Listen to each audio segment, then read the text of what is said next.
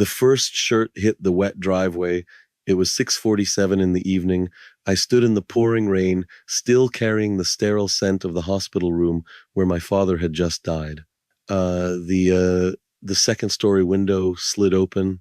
Vanessa leaned out, holding the antique cherrywood handplane my father had given me. She did not yell. She just opened her fingers and let it drop. The iron sparked against the concrete. The wood shattered.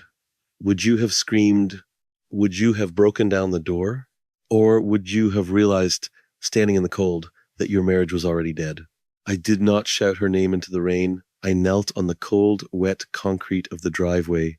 The iron blade of my father's antique handplane had survived the drop, but the cherrywood handle, the part his hands had worn smooth over 40 years of labor, was fractured into jagged splinters. Across the street, porch lights flickered on, one by one. The Millers stepped out to watch from their steps. 2 houses down, a neighbor paused with his recycling bin. They were all waiting for the explosion. They wanted the suburban theater of a betrayed husband kicking the doorframe and screaming into the storm. If I am being honest, the urge to shatter the glass front door was there, burning low and hot in my chest. But my anger was not loud right then. It was clinical. I understood with sudden and absolute clarity that a violent reaction was exactly what she wanted. A shouting match would have handed her the precise narrative she needed for the impending divorce, the volatile, unpredictable husband she had to escape. Silence is often mistaken for weakness, but in moments of profound betrayal, it is the heaviest armor you can wear. It denies the abuser the performance they desperately crave. I gathered the broken pieces of wood. I placed them gently in the bed of my truck. Then I went back for the clothes she had dumped in the driveway, my flannel shirts, my work boots, my heavy canvas jackets. I folded them, soaking wet, and stacked them meticulously on the passenger seat. I did not rush. I took my time, letting the neighborhood see exactly what was happening and exactly who was doing it. I got into the driver's seat and turned the ignition. I did not look up at the second story window. Giving her a final glance would have been a transaction, a receipt acknowledging her power, and her account was already permanently closed. I put the truck in gear and pulled away from the house I had spent 8 years paying for. I drove toward my custom furniture workshop on the east side of Bend. The heater blasted against my wet clothes, filling the cab with the smell of damp wool and the sterile hospital antiseptic that still clung to my skin. My marriage was dead. I had treated our relationship like a steady, long-term partnership, but she was already liquidating the assets.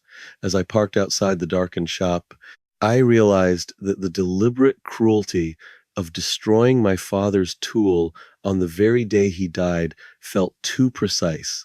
It was too calculated to be a simple emotional outburst. It was a strategic strike. I sat in the quiet cab of my truck, the engine ticking as it cooled, and started to wonder when the woman I married had turned our life together into a demolition site. I slept on a canvas cot in the workshop. The familiar scent of raw pine, lacquer, and cold steel usually grounded me, but that night it just felt like exile. The rain drummed relentlessly against the corrugated metal roof, matching the dull, rhythmic ache behind my eyes. I stared up at the exposed rafters and let the cold reality settle over me. Looking back now, the erosion of our marriage was so gradual, I almost missed the landslide. It did not happen with a single screaming match or a sudden betrayal. It was a slow death by 1,000 tiny, calculated cuts. Bend, Oregon was changing rapidly around us, shifting from a quiet, hard-working timber town into a playground for wealthy investors and luxury ecotourism. Vanessa rode that wave straight up the ladder of the high-end real estate market. As her commissions grew, my custom furniture business went from being a charming artisan pursuit to a blue-collar embarrassment. It started with small, strategic adjustments. She began hiding my sawdust-covered work boots in the garage when her clients came over for drinks.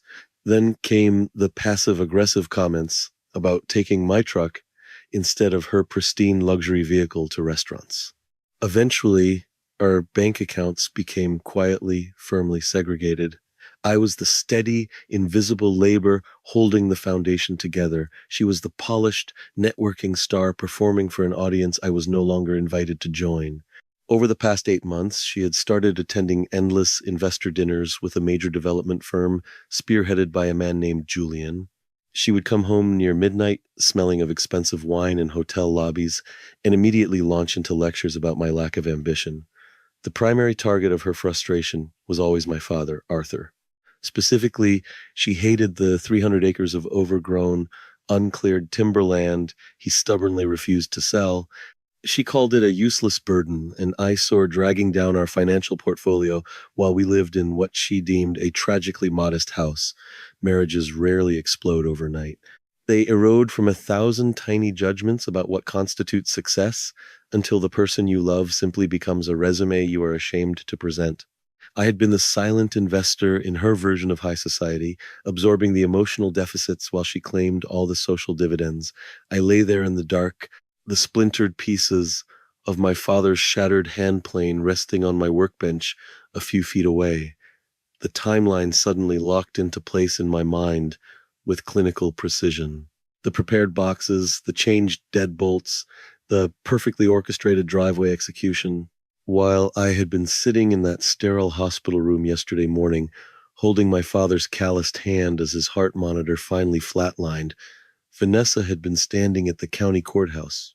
She had been officially filing the divorce papers, demanding a rapid settlement, and exactly half of everything we owned, including that supposedly worthless piece of dirt. The church overflowed with sawdust and calloused hands. My father's funeral brought out the old guard of Bend. Master carpenters, retired loggers, and local hardware owners filled the pews, standing shoulder to shoulder in quiet respect. They were men and women who understood the value of a straight line and an honest day of labor. Vanessa did not attend. She sent a text that morning citing a vital networking retreat she simply could not afford to miss. I delivered the eulogy to a room full of people who actually knew the man in the casket, and I did it without her standing beside me, playing the role of the grieving daughter-in-law. Her absence was a relief, an empty space where her performance would have been. The real performance happened afterward. I was walking toward my truck in the gravel parking lot, still wearing my dark suit, when a nervous young man intercepted me. He thrust a thick manila envelope against my chest and practically sprinted back to his sedan. I stood in the cold afternoon air and broke the seal.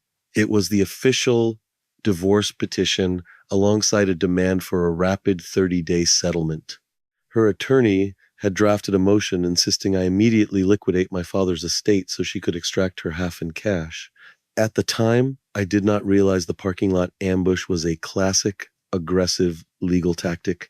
It is designed to force a panicked, sloppy mistake before a grieving party has the mental bandwidth to properly assess their actual assets. She was executing a hostile takeover, leveraging my exhaustion to secure a quick payout. There is a specific kind of cruelty in weaponizing a person's grief to force a financial surrender. Compassion was a luxury she had overdrafted for years, and now she was simply liquidating the account. My phone vibrated in my pocket. It was a text from Vanessa. Drop off the padlocks and keys to the old timber gate at my office. I stared at the screen, analyzing the sheer audacity of the demand. I typed back a simple, factual response. You do not want that dirt. Her reply came less than a minute later. I want half its value. Bring the keys.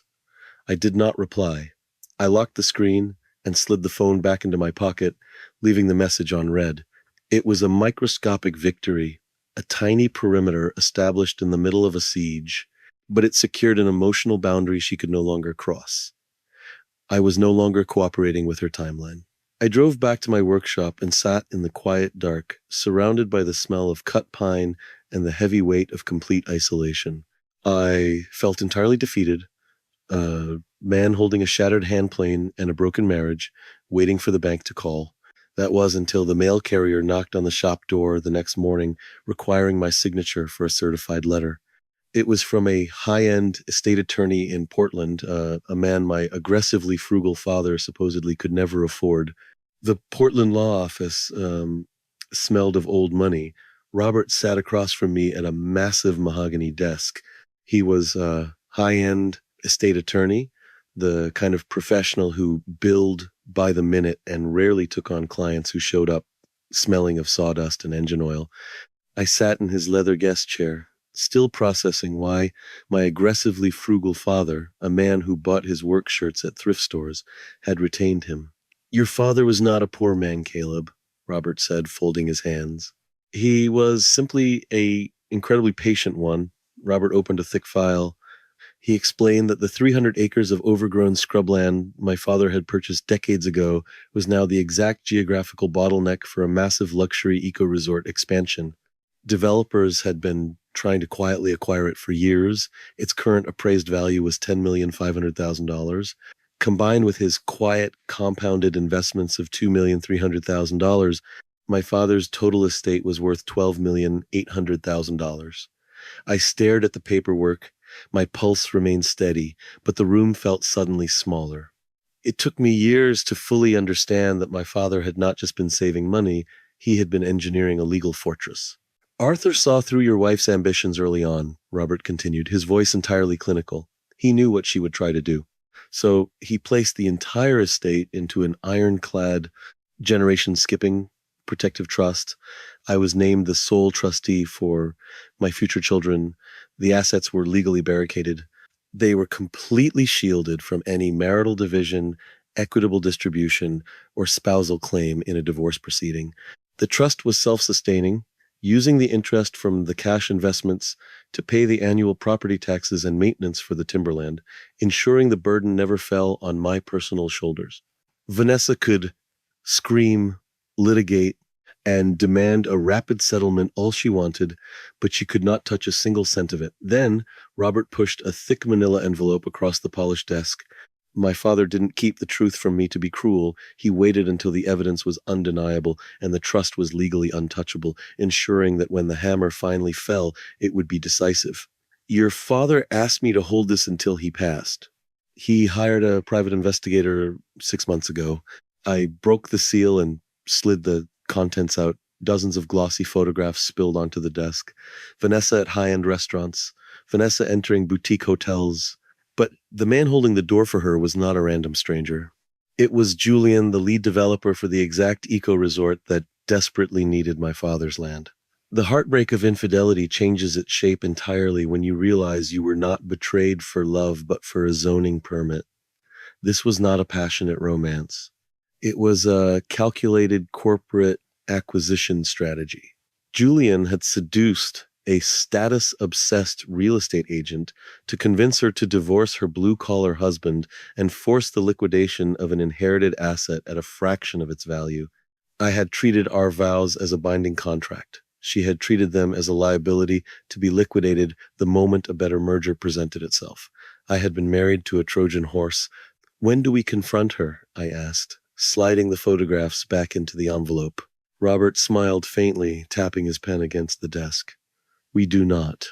We simply file the trust documentation with the county clerk, let the public record do the talking.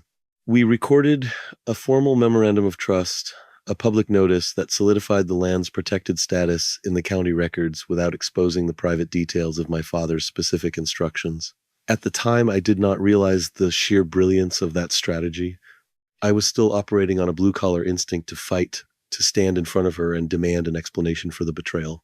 But Robert understood something fundamental about the ecosystem Vanessa and Julian inhabited. True power does not need to shout.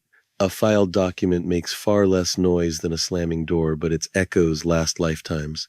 We filed the paperwork that Tuesday afternoon. It entered the county registry as a quiet administrative procedure that triggered no alarms. But in the world of high-stakes commercial real estate, silence is temporary. Julian's development firm employed an acquisition team that meticulously monitored municipal filings for the exact properties they targeted. It took them less than 48 hours to flag the update. When his attorneys reviewed the structure of my father's generation-skipping trust, the reality of the situation became undeniable. The 300 acres of timberland were legally barricaded. I was the sole trustee. Vanessa had absolutely zero leverage to force a sale, a liquidation, or a buyout. Overnight, she ceased to be a strategic asset. She became a liability. Julian was not a cinematic villain who would plot a complicated scheme to steal the deed. He was a ruthless corporate pragmatist who cut bad investments loose to protect his bottom line. He did not even grant her the dignity of a dramatic breakup. He simply stopped answering her texts. He canceled their exclusive investor dinners. He blocked her number and immediately shifted his firm's resources to a different, less complicated parcel of land down the river. Julian was smart enough to know he had burned the bridge to me forever by using Vanessa as a weapon. In this business, a pragmatic developer doesn't waste years chasing a deal where the owner would rather burn the land to ash than sell it to the man who tried to dismantle his life. I saw the fallout reflect in our divorce proceedings before I ever heard a word from her. Her aggressive attorney, who had been pushing for a rapid 30-day settlement, suddenly went completely silent. The frantic legal demands to liquidate my father's estate vanished. Instead, my phone began to vibrate with incoming calls from Vanessa. First 2, then 5, then 12. I let every single one drop into voicemail. I was not going to provide emotional customer support for the crisis she had deliberately manufactured. Looking back now, I know the most devastating part of Julian's exit was not that he left her, it was how effortlessly he did it. She had blown up a loyal partnership for a man who only ever saw her as a crowbar to pry open a land deal. The moment the lock proved unbreakable, he dropped the tool and walked away. She had treated our marriage like a depreciating asset and traded it for what she believed was a luxury acquisition. Now, the market had corrected itself, and she was left holding an empty portfolio. Justice is an administrative process, not a cinematic event. If you expect a dramatic courtroom confession or a sudden weeping collapse, real life will inevitably disappoint you. The dissolution of our marriage took 10 grueling months of mediation, depositions, and bureaucratic delays. There was no single satisfying moment where Vanessa fell to her knees and begged for forgiveness. Instead, there was a slow, exhausting financial bleed. When Julian vanished, he took her imagined safety net with him. Suddenly, the luxury life she had budgeted for was no longer subsidized by the promise of a wealthy developer. She fought fiercely during the initial settlement discussions, demanding half the value of my custom furniture business, my workshop equipment, my raw inventory, and my modest savings account. Her attorney filed endless motions, attempting to compel a liquidation of the meager assets we actually shared. Her legal team had flagged the trust in a title search weeks ago, but Julian's consultants convinced her they could pierce the veil. They gambled her remaining savings on the theory that the trust was a fraudulent conveyance, a desperate legal Hail Mary that only served to bleed her account dry. If I am being honest, there were days when the sheer exhaustion of the paperwork made me want to concede just to make it stop. But I understood that her aggression was simply masked panic. Without Julian's financial backing, her legal bills were mounting at a terrifying rate. She had alienated her professional network with her increasingly erratic behavior during the split, and the high-end real estate commissions she used to rely on completely dried up. Bend is a small town wrapped in a luxury facade. It operates strictly on relationships. When wealthy clients sense desperation, they quietly close their doors. I simply endured the process. I continued to sleep on the canvas cot in my workshop, sanding Oregon walnut and shaping cherry wood, letting her exhaust her own resources. I did not send angry emails. I did not rise to the bait when her lawyer accused me of hiding marital funds. I let Robert handle the filings with the exact clinical precision my father had used to build the trust. I learned that the truth does not need to shout, it only has to outlast the lie. Vanessa had made the classic mistake of the vein. She had drained her savings to finance a lifestyle she didn't truly own, betting her entire future on a payout from my father's land that was never coming. When the story of her behavior at the hospital began to circulate among Ben's elite, her professional reputation disintegrated. In a town built on relationships, she became radioactive. By the 8th month, her financial strain became undeniable. She was forced to sell her luxury sport utility vehicle just to keep her attorney on retainer. She moved out of the expensive rental house she had leased on the west side and downgraded to a small, unremarkable apartment across town. I would occasionally see her signature on the endless stack of legal documents, and over time the bold, sweeping loops became cramped and hurried. She had traded a loyal partner for a phantom, and now the invoice for that transaction had finally come due. I sat across from her in sterile mediation rooms and watched her posture shift from entitled outrage to exhausted defeat. The woman who had dropped my father's antique tool onto the concrete was gone. In her place was someone realizing month by month and dollar by dollar that her leverage had completely evaporated. The dust finally settled 14 months later. The divorce decree arrived in a heavy manila envelope, officially stamped and entirely unremarkable. I signed the final page on my workbench, brushing away a thin layer of sawdust before capping my pen. After the federal and Oregon estate taxes were meticulously settled and the final legal fees cleared, the remaining liquid assets were moved into a separate account. The transaction was officially closed. I did not touch the $2,300,000 of liquid assets for any personal luxury. I still live in the same house, drive the same truck, and wear the same heavy canvas jackets. Instead, I diverted the funds and the 300 acres of old-growth timberland into a new entity. I didn't just open a workshop. I partnered with local trade unions and established an accredited curriculum that met state safety standards. I broke ground on a vocational woodworking academy, a place designed to teach young men and women the quiet dignity of building things with their own two hands. It felt like the only appropriate return on my father's lifelong investment. Vanessa did not fare as well. Without the backing of a wealthy developer, her social capital plummeted. Bend is a tight-knit community of quiet wealth, and they do not tolerate erratic public liability. She lost her position at the luxury real estate firm and is currently working at a lower-tier residential rental agency, burdened by the legal debt she accrued trying to fight an impenetrable trust. If I am being honest, it was a fascinating sociological study to observe from a distance. People whose entire identities are rented through association inevitably face a margin call. Vanessa had built her self-worth on the illusion of high society, borrowing status from Julian and the promise of my father's liquidated estate. When that leverage vanished, she had nothing to fall back on. Her power was a performance funded by an empty wallet. When you build your life on the illusion of status, you collapse the exact moment the audience stops clapping. You can rent a lifestyle, but you cannot rent a legacy. Looking back now, I realize my father knew exactly what he was doing when he locked that land away. It took me years to understand that true wealth is not performative. True wealth is the patience to plant a tree knowing you will never sit in its shade. He had built a legal fortress out of pure foresight, protecting our family's foundation from a woman who only knew how to demolish. I sit at my workbench tonight, the shop quiet, except for the steady rhythm of rain on the metal roof. In front of me rests my father's antique handplane.